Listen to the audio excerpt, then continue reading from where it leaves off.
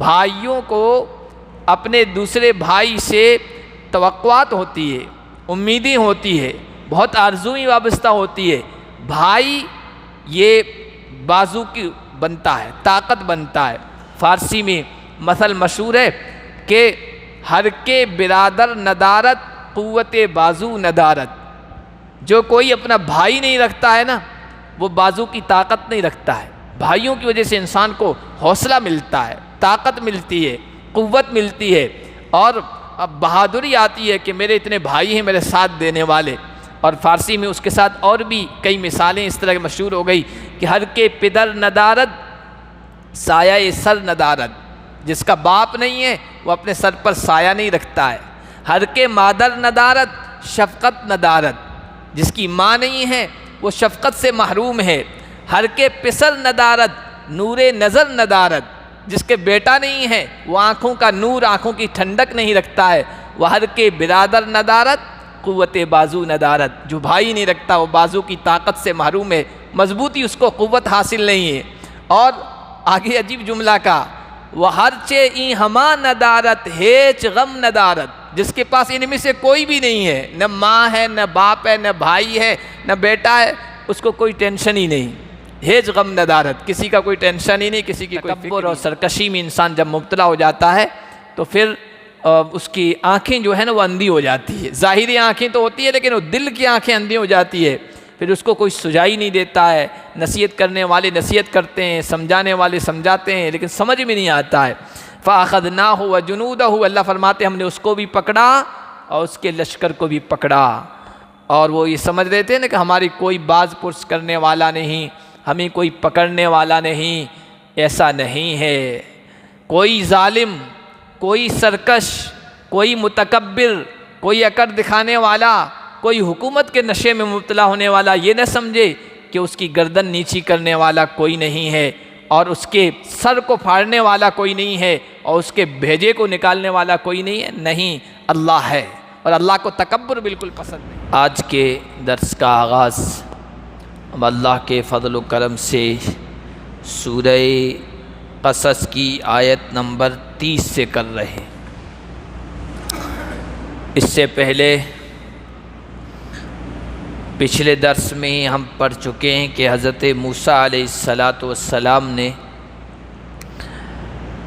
حضرت شعیب کے یہاں 10 سال کا عرصہ گزارا، اور پھر اپنی اہلیہ کو لے کر اپنے وطن واپس ہونے کے لیے روانہ ہوئے۔ راستے میں رات ہو گئی، سردی کا زمانہ تھا، چقماق کے ذریعے سے آگ نکالی جاتی تھی، کوشش کی آگ نکالنے کی، لیکن سردی کی وجہ سے اس میں کامیاب نہیں ہو سکے۔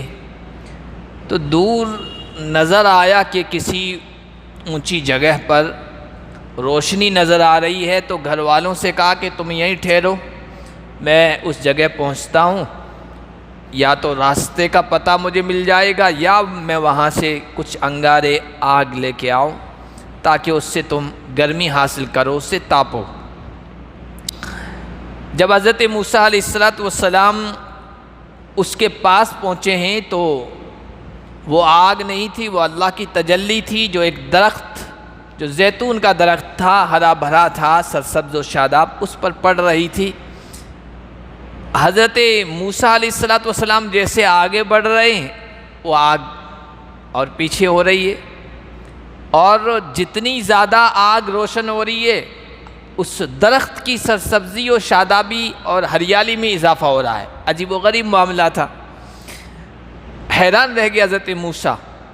حضرت موسیٰ کو آواز دی گئی، اس وادی کے بابرکت وادی کے کنارے سے، جو بابرکت علاقہ ہے طور سینا والا، کہا گیا یہ موسیٰ یہ کوئی آگ واگ نہیں ہے، میں اللہ ہوں، رب العالمین ہوں، اور میں تجھے نبوت سے سرفراز کرنے والا ہوں۔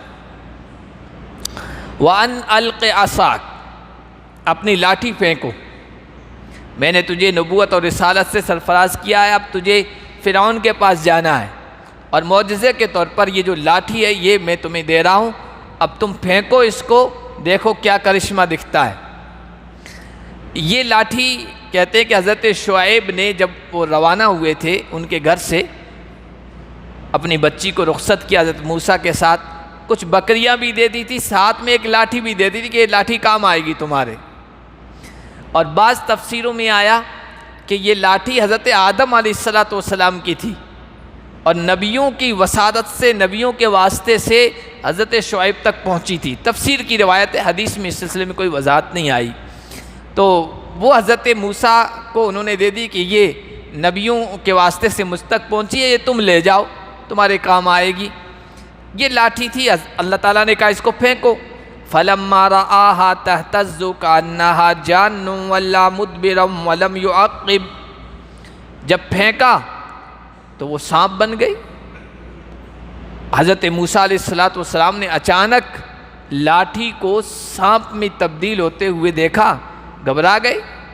سانپ سے گھبراہٹ میں مبتلا ہونا، خوف میں مبتلا ہونا، ڈرنا ایک فطری چیز ہے، نیچرل چیز ہے، ہر انسان سانپ سے ڈرتا ہے۔ حضرت موسیٰ علیہ السلام بھی انسان تھے، وہ ڈرے اور پیٹھ پھیر کر ایسے بھاگے، پیچھے مڑ کے نہیں دیکھ رہے تھے۔ وَلَمْ يُعَقِّبْ، اللہ تعالیٰ نے آواز دی، یا موسیٰ اقبل ولا تخف، اے موسیٰ آؤ، ادھر آؤ، ڈرو نہیں، اِنَّكَ مِنَ الْآمِنِينَ، تم امن والوں میں سے ہو، تمہیں کوئی نقصان اور ضرر نہیں پہنچے گا اس سانپ سے، اس کو پکڑ لو واپس۔ اور دوسری جگہ قرآن میں آیا کہ پکڑو گے تو وہ اپنی پہلی شکل میں آ جائے گی، لاٹھی بن جائے گی، اسٹک بن جائے گی۔ ایک یہ معجزہ ہے ہمارا۔ اسلک یدک فی جیبک، اپنے گریبان میں، اپنے بغل میں اپنا ہاتھ ڈالو، تخرج بیضاء، یہ بالکل روشن چمکدار ہو کر نکلے گا، سفید ایک دم، من غیر سوء، کوئی بیماری نہیں ہوگی، برس کی بیماری ہو جاتی ہے سفیدی کی، یہ نہیں ہوگی، یہ من غیر سوء اس وجہ سے کہا کہ پہلی آسمانی کتاب میں، بائبل وغیرہ میں یہ ہے کہ یہ بیماری کی وجہ سے حضرت موسیٰ کے ہاتھ میں ایسا ہو گیا تھا، تو قرآن نے نفی کی، نہیں، کوئی بیماری نہیں تھی، ایک معجزہ تھا۔ وَاضْمُمْ إِلَيْكَ جَنَاحَكَ مِنَ الرَّهْبِ، اور اپنا پہلو اپنے جسم سے یوں ملا دو، تو جو روب ہے، ڈر اور خوف ہوگا نا، ہراس، وہ سب ختم ہو جائے گی۔ فَذَانِكَ بُرْهَانَانِ مِن رَبِّكَ، یہ دو برہان ہیں، دو دلیلیں ہیں، یہ دو معجزے ہیں تمہارے رب کی طرف سے، یہ لو اور جاؤ فرعون وَمَلَئِهِ، فرعون اور اس کے درباریوں اور اس کی قوم کے پاس جاؤ، اِنَّهُمْ كَانُوا قَوْمًا فَاسِقِينَ، کیونکہ وہ راستے سے ہٹے ہوئے لوگ ہیں، فاسق ہیں، گنہگار ہیں، انہیں جا کر ہماری توحید کا پیغام پہنچاؤ۔ حضرت موسیٰ علیہ السلام کو جب یہ کہا گیا کہ جاؤ مصر جاؤ، علماء نے لکھا کہ یہاں سے مدین سے حضرت موسیٰ جا رہے تھے ملک شام، سیریا جا رہے تھے، بیچ راستے میں اللہ نے کہا سیریا کا جو ہے ارادہ ختم کرو، اب مصر تمہیں جانا ہے۔ جب مصر کا کہا تو وہ پچھلا سارا ریکارڈ، وہ ساری ریل دماغ میں گھومنے لگی، میرے ہاتھ سے تو قتل ہوا ہے، مرڈر ہو گیا تھا ایک قبطی کا، اور وہ میری تلاش میں تھے۔ رب انی قتلت منہم نفسا فاخاف ان یقتلون، پروردگار میرے ہاتھ سے ان کے ایک آدمی کا قتل ہو گیا تھا، اور وہ بدلے میں، قصاص میں مجھے ڈر ہے کہ مجھے بھی قتل کر دیں گے۔ میں نے کہا نہیں کہ خوف، ڈر جن چیزوں سے انسان کو لائق ہوتا ہے، نبیوں کو بھی لائق ہوتا ہے، اس میں کوئی ایسی امتیاز کی چیز نہیں کہ نبی کیسے ڈرتے تھے سانپ سے اور اندھیرے سے اور فلاں سے اور فلاں سے، جن چیزوں سے انسان ڈرتا ہے نبیوں کے اوپر بھی وہ چیزیں طاری ہوتی ہے، تو کہا کہ مجھے ڈر ہے کہ وہ قتل کر دیں گے۔ وَأَخِي ہارون هُوَ أَفْصَحُ مِنِّي لِسَانًا، اور میرا بھائی ہارون ہے، وہ مجھ سے زیادہ فصیح ہے، بولنے میں اس کو بڑی مہارت ہے، میں بولتا ہوں تو اٹک اٹک کے بولتا ہوں، 16ویں پارے میں اس کے سلسلے میں ذکر آ چکا ہے، لکنت تھی تھوڑی سی زبان میں، اور اتنا صاف بہترین انداز سے بول نہیں سکتا ہوں۔ میرا بھائی ہارون بولنے میں بہت اچھا ہے، کوئی بھی بات جب پیش کرتا ہے تو سامنے والے کی سمجھ میں آتی ہے، اس لیے ارسلہ فارسلہ معی ردءا، اس کو میرے ساتھ مددگار بنا کر بھیج دیجئے، جو میری باتوں میں میری تصدیق کرے گا، میری حمایت کرے گا، پشت پناہی کرے گا۔ ایک سے دو بھلے ہوتے ہیں، ایک آدمی کوئی بات کہے اور دوسرا اس کی تائید کرے تو بات کرنے والے کو، میسج پہنچانے والے کو تھوڑی تقویت مل جاتی ہے، مضبوطی مل جاتی ہے، ہاں کوئی میری ہاں میں ہاں ملانے والا ہے، میرا ساتھ دلانے والا ہے۔ پھر یہ تو بھائی تھے، بھائیوں کو اپنے دوسرے بھائی سے توقعات ہوتی ہے، امیدیں ہوتی ہے، بہت آرزوئیں وابستہ ہوتی ہے۔ بھائی یہ بازو کی بنتا ہے، طاقت بنتا ہے۔ فارسی میں مثل مشہور ہے کہ ہر کے برادر ندارت، قوت بازو ندارت۔ جو کوئی اپنا بھائی نہیں رکھتا ہے نا، وہ بازو کی طاقت نہیں رکھتا ہے۔ بھائیوں کی وجہ سے انسان کو حوصلہ ملتا ہے، طاقت ملتی ہے، قوت ملتی ہے، اور بہادری آتی ہے کہ میرے اتنے بھائی ہیں میرے ساتھ دینے والے۔ اور فارسی میں اس کے ساتھ اور بھی کئی مثالیں اس طرح مشہور ہو گئی کہ ہر کے پدر ندارت، سایہ سر ندارت۔ جس کا باپ نہیں ہے وہ اپنے سر پر سایہ نہیں رکھتا ہے۔ ہر کے مادر ندارت، شفقت ندارت۔ جس کی ماں نہیں ہے وہ شفقت سے محروم ہے۔ ہر کے پسر ندارت، نور نظر ندارت۔ جس کے بیٹا نہیں ہے وہ آنکھوں کا نور، آنکھوں کی ٹھنڈک نہیں رکھتا ہے۔ وہ ہر کے برادر ندارت، قوت بازو ندارت۔ جو بھائی نہیں رکھتا وہ بازو کی طاقت سے محروم ہے، مضبوطی اس کو، قوت حاصل نہیں ہے۔ اور آگے عجیب جملہ کا، وہ ہر چے این ہما ندارت، ہیچ غم ندارت۔ جس کے پاس ان میں سے کوئی بھی نہیں ہے، نہ ماں ہے، نہ باپ ہے، نہ بھائی ہے، نہ بیٹا ہے، اس کو کوئی ٹینشن ہی نہیں۔ ہیچ غم ندارت، کسی کا کوئی ٹینشن ہی نہیں، کسی کی کوئی فکر ہی نہیں۔ تو بہرحال کہا کہ میرے بھائی کو میرے لیے مددگار بنا دیجئے، یہ میرے کام آئیں گے۔ عجیب بات لکھی ہمارے علماء کرام نے کہ دنیا میں سفارشیں ہوتی ہے، کسی کے سلسلے میں درخواست ہوتی ہے، ریکویسٹ ہوتی ہے کہ اس کا یہ کام کر دیجئے۔ دنیا میں، انسانوں کی تاریخ میں کسی بھائی نے اپنے بھائی کو اتنا زیادہ نفع نہیں پہنچایا ہوگا جتنا حضرت موسیٰ نے اپنے بھائی ہارون کو پہنچایا، کہ ان کی درخواست، ریکویسٹ اور سفارش پر اللہ تعالیٰ نے ان کو نبی بنا دیا۔ اس سے بڑھ کر نفع اور کیا ہو سکتا ہے؟ انی اخاف ان یکذبون، مجھے ڈر ہے کہ وہ لوگ مجھے جھٹلائیں گے، وہ کہیں گے کہ تجھے بولنا نہیں آتا، تو اپنی بات واضح طور پر رکھ نہیں سکتا۔ بلکہ 25ویں پارے میں آئے گا، وہاں ہم پڑھیں گے کہ فرعون نے کہا تھا کہ ولا یکاد یبین، یہ میرے مقابلے میں موسیٰ آ گیا، میں اچھی طرح سے بات کرتا ہوں، یہ اپنی بات بھی اچھی طرح سے رکھ نہیں سکتے، زبان میں لکنت ہے، اٹک اٹک کے بولتے ہیں، یہ میرے مقابلے میں آیا، تو اس وجہ سے مجھے ڈر ہے کہ مجھے یہ جھٹلا دیں گے۔ اللہ تعالیٰ نے کہا سَنَشُدُّ عَضُدَكَ بِأَخِيكَ، ہم تیرے بازو کو تیرے بھائی کے ذریعے سے مضبوط کر دیں گے، اسے بھی رسول بناتے ہیں۔ وَنَجْعَلُ لَكُمَا سُلْطَانًا فَلَا يَصِلُونَ إِلَيْكُمَا، اور تم دونوں کے لیے ہم دلیل بناتے ہیں، وہ تم تک نہیں پہنچ سکتے، تم دونوں تک۔ دلیل، سلطان سے مراد روب، دبدبا، اثر، ایسا دبدبا اور روب تمہاری طرف سے ان پر ڈال دیں گے کہ تمہیں نقصان نہیں پہنچا سکیں گے۔ تم جاؤ فرعون اور اس کے درباریوں کے پاس میری توحید پہنچاؤ اور توحید کا پیغام ان تک پہنچاؤ۔ چنانچہ اللہ نے جو بات کہی تھی وہ پوری ہوئی۔ 40 سال تک فرعون جیسے متکبر و سرکش انسان اور اس کی سرکش قوم کے سامنے یہ دونوں بھائی اللہ کی توحید کا پیغام پہنچاتے رہے، ڈنکے کی چوٹ پر، آنکھوں میں آنکھیں ڈال کر، بڑی جرأت اور ہمت کے ساتھ اللہ کا پیغام پہنچاتے رہے۔ کبھی کسی کو ہمت اور جرأت نہیں ہوئی کہ ان پر ہاتھ اٹھا سکیں، ان کو نقصان پہنچا سکیں، کیونکہ اللہ نے کہا تھا جاؤ ہم ایسا روب ڈال دیں گے لا یصلون الیکما، وہ تم تک پہنچ ہی نہیں سکتے، کوئی نقصان نہیں پہنچا سکتے۔ بے آیاتنا، ہماری نشانیاں لے کے جاؤ، انتما، تم دونوں، ومن اتبعکما، اور جو تمہاری پیروی کریں گے، تم پر ایمان لے آئیں گے، الغالبون، تم غالب رہو گے، چھائے رہو گے ان پر، ڈرو نہیں۔ چنانچہ حضرت موسیٰ اور ہارون دونوں فرعون کے دربار میں پہنچے، اللہ کا پیغام پہنچایا، نشانیاں دکھلائی، معجزے دکھلائے، قرآن کہتا ہے فَلَمَّا جَاءَهُم مُوسَىٰ بِآيَاتِنَا بَيِّنَاتٍ قَالُوا مَا هَٰذَا إِلَّا سِحْرٌ مُفْتَرًى۔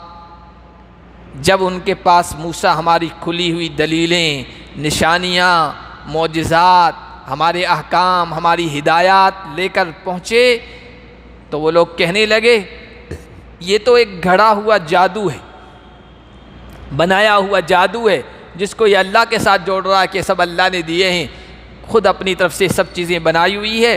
اور یہ جو کہہ رہا ہے ایک اللہ بس ساری دنیا کو پیدا کرنے والا ہے، پوری کائنات کے نظام کو سنبھالنے والا ہے، چلانے والا ہے، وہ ایک اللہ ساری دنیا کی پرورش کر رہا ہے، سب کو ایک دن ختم ہونا ہے، اللہ کے دربار میں پہنچنا ہے، حساب کتاب ہونے ہے، جنت و جہنم ہے۔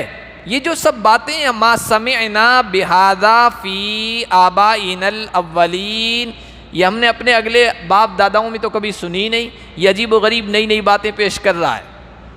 وقال موسیٰ ربی اعلم بمن جاء بالہدی، حضرت موسیٰ نے کہا میرا رب زیادہ بہتر جانتا ہے اس شخص کو جو اس کے یہاں سے ہدایت لے کے آیا ہے۔ تو کہہ رہا ہے کہ جھوٹا ہے، غلط دعویٰ کر رہا ہے، اپنے آپ کو نبی بنا کر پیش کر رہا ہے، اللہ نے اس کو کچھ نہیں دیا ہے، لیکن جس نے بھیجا وہ بہتر جانتا ہے۔ وَمَن تَكُونُ لَهُ عَاقِبَةُ الدَّارِ، اور کس کے لیے اچھا انجام ہوگا، بہترین انجام ہوگا، وہ اللہ بہتر جانتا ہے۔ اور اس دنیا میں بھی لوگ دیکھ لیتے ہیں، لیکن ایک بات یقینی ہے، میں سچا ہوں یا نہ ہوں جیسا تم کہہ رہے ہو، مجھے تو پتہ ہے مجھے اللہ نے بھیجا، لیکن تم جو کہہ رہے ہو یہ من گھڑت باتیں پیش کر رہا ہے، یہ الگ بات رہی۔ ایک بات تو پکی ہے، یقینی اور حتمی ہے، اِنَّهُ لَا يُفْلِحُ الظَّالِمُونَ، ظالم لوگ کبھی کامیاب نہیں ہوتے ہیں، ظالم لوگ کبھی بامراد نہیں رہتے ہیں، ہمیشہ نامراد رہتے ہیں، ناکامیاب رہتے ہیں، ان کی کوئی مراد پوری نہیں ہوتی ہے۔ ظلم میں کفر و شرک سب سے بڑھ کر ظلم ہے، اس کے بعد کسی کا ناحق قتل کرنا، کسی کا حق دبا لینا، حق ہڑپ کر لینا، کسی پر زیادتی کر لینا، کسی کو ستانا، یہ سب چیزیں بھی اس کو بھی قرآن و حدیث میں ظلم کہا گیا ہے۔ تو ظالم کبھی بامراد نہیں ہوتا ہے، ہمیشہ رسوائی ہوتا ہے۔ تم ظلم کے راستے پہ چلو گے، ظلم کی روش اپناؤ گے تو انجام تو بالکل رسوا کرنے والا سامنے آئے گا۔ جب حضرت موسیٰ نے یہ سب باتیں کہی تو فرعون کو ڈر لگا کہ کہیں میری جو پرجا ہے، میری جو قوم ہے، میرے جو ماتحت ہیں، کارندے ہیں، موسیٰ کے پیغام سے اور اس کی باتوں سے متاثر نہ ہو جائے، تو ان کے ذہن و دماغ کو ڈائیورٹ کرنے کے لیے، ان کی باتوں سے ہٹانے کے لیے کہنے لگا یا ایھا الملأ، ارے میری قوم کے لوگوں، میرے درباریوں، ما علمت لکم من الہ غیری، میرے علاوہ تو کوئی الہ ہے نہیں، میرے علاوہ تو کوئی معبود ہے نہیں، خدا ہے نہیں، میں ہوں اس ملک کا بادشاہ، اس ملک کا خدا۔ یہ موسیٰ کون سا خدا پیش کر رہا ہے؟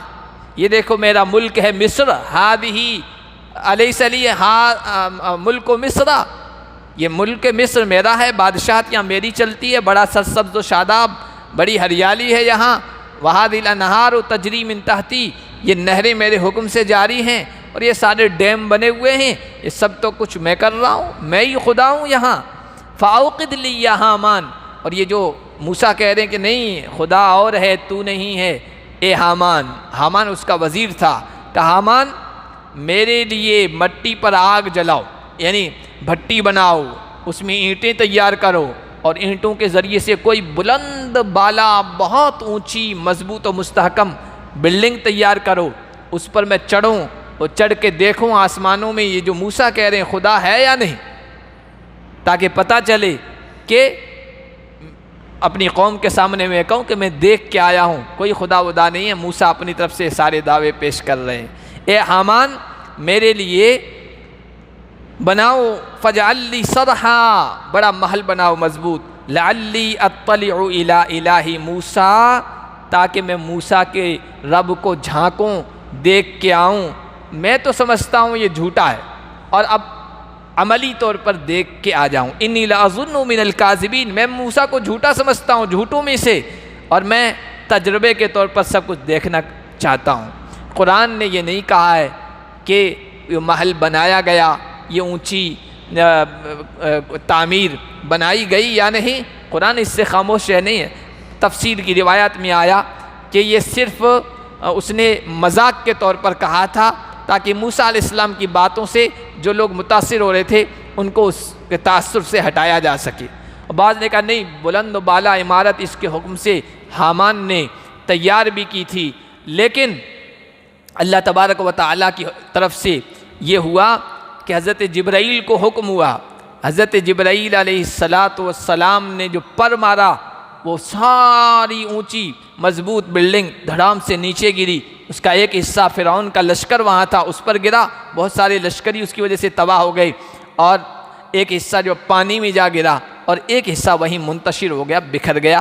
بہرحال اللہ ہی بہتر جانتا ہے کہ اس نے یہ جو محل تعمیر کرایا تھا یا بلڈنگ تعمیر کرائی تھی اس کا انجام کیا ہوا۔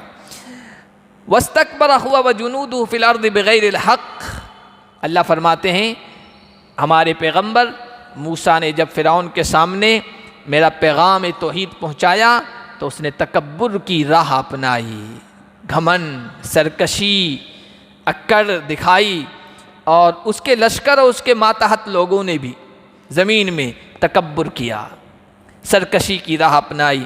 جیسا بادشاہ ہوتا ہے، جیسے ہمارے ہاں مثل مشہور ہے، جیسا راجا ویسی پرجا، الناس علی دین ملوکہم، یہ عربی میں ایک مثل مشہور ہے کہ لوگ اپنے بڑوں، اپنے بادشاہوں کے طرز پہ چلتے ہیں۔ اوپر والے جیسے لوگ ہوتے ہیں نا سماج کے، وہ جیسا کرتے ہیں، جو رسم و رواج اپناتے ہیں، پیچھے والے بھی ان کو فالو کرتے ہیں، ان کی پیروی کرتے ہیں۔ اوپر کا اثر نیچے تک آتا ہے۔ عجیب و غریب بات لکھی ہماری تاریخ میں، تاریخ اسلام میں جو بادشاہ گزرے ہیں، ولید بن عبد الملک کے بارے میں آتا ہے کہ اس کو یہ شوق تھا کہ نئے نئے پودے، نئے نئے درخت اگائے، تو نئے نئے پودے لانے کی وہ کوشش کرتا تھا اور نئے نئے پودے لگایا کرتا تھا، نئے نئے درخت لگایا کرتا تھا۔ تو اس زمانے میں عام لوگوں کے اندر بھی یہ ذوق پیدا ہو گیا کہ شجر کاری کرو، درخت لگاؤ، نئے نئے پودے، نئے نئے درخت لگاتے تھے لوگوں میں، اوپر کا اثر نیچے تک آیا۔ پھر سلیمان بن عبد الملک آیا، بادشاہ سلیمان عبد الملک کے بارے میں لکھا کہ وہ نئی نئی لونڈیاں باندیاں رکھنے کا شوقین تھا، نئی نئی گانے بجانے کا شوقین تھا، کھانے کا شوقین تھا، ہر روز کوئی نئی نئی ڈش آیا کرتی تھی۔ تو عام لوگوں میں بھی یہ عام بات ہو گئی، یہ چرچا چلتی تھی کہ آج کون سا نیا گانا ریلیز ہوا ہے اور کون سی باندی نے کون سا گانا اچھا گایا ہے اور کون سی ڈش نئی آئی ہے، کون سا کھانا نیا پکایا گیا ہے۔ عام لوگوں میں بھی یہ باتیں چلتی تھی اور لوگ عملی طور پر کرتے بھی تھے۔ پھر حضرت عمر بن عبدالعزیز رحمۃ اللہ علیہ کا زمانہ آیا، اللہ والے تھے، خلیفہ بنے، بہت مختصر مدت رہی ان کی، تو وہ اللہ والے تھے۔ ان کے زمانے میں لوگوں میں یہ چرچا ہونے لگی کہ آج قرآن کس نے کتنا پڑھا، تہجد میں تم نے کتنی رکعتیں پڑھی، نمازوں کی کتنی پابندی کی، پانچوں نمازیں تمہیں تکبیر اولیٰ کے ساتھ ملی یا نہیں ملی، یہ چرچے ہوا کرتے تھے۔ کیوں؟ بادشاہ اسی طرح کا تھا۔ جب حجاج آیا، حجاج ظالم تھا، قتل و غارت گری کیا کرتا تھا، سرکشی وہ بھی کیا کرتا تھا، اس کا اثر لوگوں پر پڑا۔ صبح جب ہوتی تھی لوگ کہتے تھے آج کس کی گردن نپی، آج کس کو سولی پر لٹکایا گیا، آج کس کے قتل کا واقعہ پیش آیا۔ الناس علی دین ملوکہم، جیسے بادشاہ ہوتے ہیں، اثرات نیچے کے ماتحت کے لوگوں اور کارندوں پر اسی طرح کے پڑتے ہیں۔ فرعون نے تکبر کیا، اس کی قوم نے، اس کے لشکر نے بھی تکبر کی راہ اپنائی، ناحق وظنوا انہم الینا لا یرجعون، اور وہ سمجھ بیٹھے کہ ہمیں مرنا نہیں ہے، اللہ کی طرف، ہماری طرف لوٹ کے آنا نہیں ہے۔ تکبر اور سرکشی میں انسان جب مبتلا ہو جاتا ہے تو پھر اس کی آنکھیں جو ہے نا وہ اندھی ہو جاتی ہے، ظاہری آنکھیں تو ہوتی ہے لیکن وہ دل کی آنکھیں اندھی ہو جاتی ہے، پھر اس کو کوئی سجائی نہیں دیتا ہے، نصیحت کرنے والے نصیحت کرتے ہیں، سمجھانے والے سمجھاتے ہیں لیکن سمجھ میں نہیں آتا ہے۔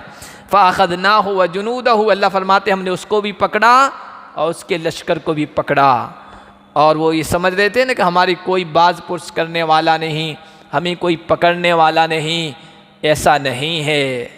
کوئی ظالم، کوئی سرکش، کوئی متکبر، کوئی اکڑ دکھانے والا، کوئی حکومت کے نشے میں مبتلا ہونے والا یہ نہ سمجھے کہ اس کی گردن نیچی کرنے والا کوئی نہیں ہے، اور اس کے سر کو پھاڑنے والا کوئی نہیں ہے، اور اس کے بھیجے کو نکالنے والا کوئی نہیں ہے، نہیں، اللہ ہے، اور اللہ کو تکبر بالکل پسند نہیں۔ ابھی ایک حدیث نظر سے گزری مسند احمد بن حنبل کی، اللہ تعالیٰ نے فرمایا، اللہ کے رسول نے فرمایا کہ 3 قسم کے لوگوں کے جرم کی سنگینی و خطرناکی مت پوچھو، یعنی ان کا جرم بہت خطرناک ہے۔ 3 قسم کے لوگوں کے جرم کی سنگینی خطرناکی مت پوچھو۔ ایک، اللہ کی رحمت سے مایوس ہونے والا۔ نمبر 2، اللہ کے بارے میں شک کرنے والا۔ اور نمبر 3، اللہ کی چادر چھیننے والا۔ آپ کا کپڑا کوئی چھینے، کتنا غصہ آئے گا؟ اللہ کی چادر چھیننے والا، اور اللہ کی چادر چھیننے والے سے مراد یہ ہے کہ تکبر کرنے والا۔ اس لیے کہ حدیث قدسی ہے، اللہ کے نبی نے فرمایا، الکبریاء ردائی والعظمت ازاری فمن نازعنی واحدا منہما قذفتہ فی النار ولا ابالی۔ کبریائی، تکبر، یہ میری چادر ہے، عظمت، بڑائی، یہ میری ازار ہے۔ جو کوئی بھی مجھ سے ان دونوں کو چھیننے کی کوشش کرے گا، یعنی بڑا بننا چاہے گا، متکبر بننا چاہے گا، تو میں بغیر کوئی پرواہ کیے جہنم اسے ایسے پھینک دوں گا جیسے کوئی کسی چیز کو اسے پھینک دیتا ہے، اس کی کوئی پرواہ نہیں ہوتی ہے۔ تکبر اللہ کو پسند نہیں ہے، تو انہوں نے تکبر کی راہ اپنائی۔ اس کی قوم نے بھی، فَنَبَّذْنَاهُمْ فِي الْيَمِّ، ہم نے سمندر میں یوں پھینک دیا ان کو اور غرق کر دیا۔ فَانظُرْ كَيْفَ كَانَ عَاقِبَةُ الظَّالِمِينَ، دیکھو ظالموں کا انجام کیسا ہوا۔ صرف یہی نہیں، قوم عاد، قوم سمود، قوم شعیب، قوم صالح، جو بھی قومیں پہلے گزری ہے ان کے بارے میں قرآن نے واقعات بیان کیے ہیں۔ کہتے تھے ہم سے بڑھ کر کون ہے طاقت والا، کون ہے ہم سے پوچھ گچھ کرنے والا، کون ہے ہمارا کوئی بگاڑنے والا۔ اللہ نے ایسا پٹکا اور پھر کہا کہ دیکھو سرکشوں کا انجام ایسا ہی ہوا کرتا ہے۔ وَجَعَلْنَاهُمْ أَئِمَّةً يَدْعُونَ إِلَى النَّارِ وَيَوْمَ الْقِيَامَةِ لَا يُنصَرُونَ، ایسے لوگوں کو ہم نے اس دنیا میں امام بنایا، پیشوا بنایا۔ ایک تو نیک امام ہوتے ہیں، نیکیوں کی طرف بلاتے ہیں، انبیاء، رسول، پیغمبر، ان کے جانشین، دائی، مبلغ، اور ایک پیشوا برائی کی طرف لے جانے والے ہوتے ہیں۔ یہ فرعون، حامان، ابو جہل، ابو لہب، نمرود، اس قسم کے جو جہنم کی طرف بلاتے ہیں، اور اس دنیا میں ان کا انجام جو ان کا ہوا ہے، ظالموں کا سب کا ہوا ہے۔ وَيَوْمَ الْقِيَامَةِ لَا يُنصَرُونَ، اور قیامت کے دن بھی ان کی کوئی مدد نہیں کی جائے گی۔ وہاں تو کہیں گے پوری زمین کو سونے میں تبدیل کر دیا جائے، اور وہ سونا کہیں گے یہ سونا لے لو، ہمیں چھڑا دو، ہمیں چھوڑ دو، اس آگ سے نجات دے دو، لیکن کوئی فدیہ بھی قبول نہیں ہوگا۔ وَأَتْبَعْنَاهُمْ فِي هَذِهِ الدُّنْيَا لَعْنَةً، اس دنیا میں ان کے پیچھے ہم نے لعنت ڈال دی۔ فرعون، حامان، قارون، شداد، ابو جہل، ابو لہب، اور ان کی روش پر، ان کے راستے پر چلنے والے جتنے بھی لوگ ہیں، جب بھی ان کا ذکر آتا ہے اللہ کے نیک بندے یہ کہتے ہیں لعنت اللہ علیہم، اللہ کی لعنت ہو ان پر، اللہ کی پھٹکار ہو ان پر۔ یہ دنیا میں اللہ نے ان کے پیچھے لعنت لگا دی۔ کوئی ایک بچہ بھی آپ کو نہیں ملے گا ابو جہل نام کا، ابو لہب نام کا، یا فرعون نام کا۔ وَيَوْمَ الْقِيَامَةِ هُمْ مِنَ الْمَقْبُوحِينَ، اور قیامت کے دن یہ بڑے رسوا ہوں۔ قیامت کے دن کی رسوائی سے بڑھ کر تو کوئی رسوائی نہیں ہوگی، وہاں کوئی یار و مددگار نہیں ہوگا، اور ان کے سامنے ان کی قوم جن کو بیوقوف بنایا کرتے تھے وہ بھی ہوں گے، اور ان کی رسوائی کا تماشا دیکھیں گے۔ یہ تو بڑے بڑے خدائی کا دعویٰ کیا کرتے تھے، اور آج یہاں لاچار ہیں، بے بس ہیں، مجبور ہیں۔ اپنی ناکامی کی رسوائی، پھر اپنی قوم کے سامنے جن کے خدا بن بیٹھے تھے ان کے سامنے رسوائی، اس سے بڑھ کر کوئی اور رسوائی نہیں ہوگی۔ اسی سلسلے میں آگے بھی کچھ باتیں ہیں حضرت موسیٰ علیہ السلام کے سلسلے میں، اگلے درس میں وہ مکمل ہو جائے گی، انشاءاللہ اگلے درس میں پڑھیں گے۔ اللہ پاک ہم سب کو قرآن کی ہدایات سے رہنمائی حاصل کرنے کی توفیق عطا فرمائے۔